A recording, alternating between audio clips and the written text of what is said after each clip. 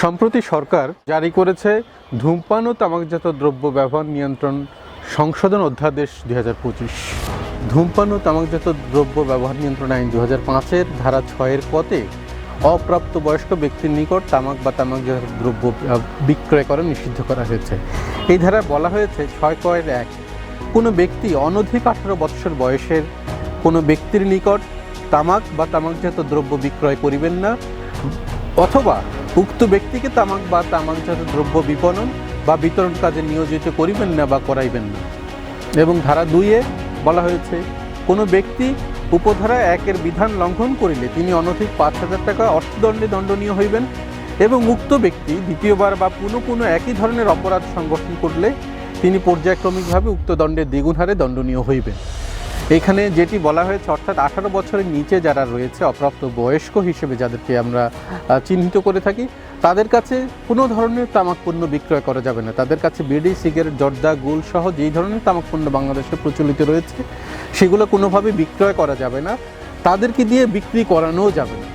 এবং কেউ যদি তার কাছে বিক্রি করে বা কেউ যদি তাকে দিয়ে বিক্রি করায় তাহলে এটি আইনের চোখে অপরাধ হিসেবে গণ্য হবে।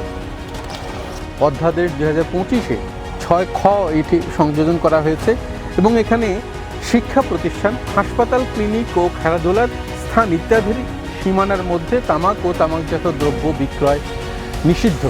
এখানে বলা হয়েছে কোনো ব্যক্তি শিক্ষা প্রতিষ্ঠান, হাসপাতাল, ক্লিনিক, খেলাধুলার স্থান ও শিশু পার্কের সীমানার 100 মিটারের মধ্যে তামাক ও তামাকজাত দ্রব্য বিক্রয় করিবেন না বা করাইবেন না।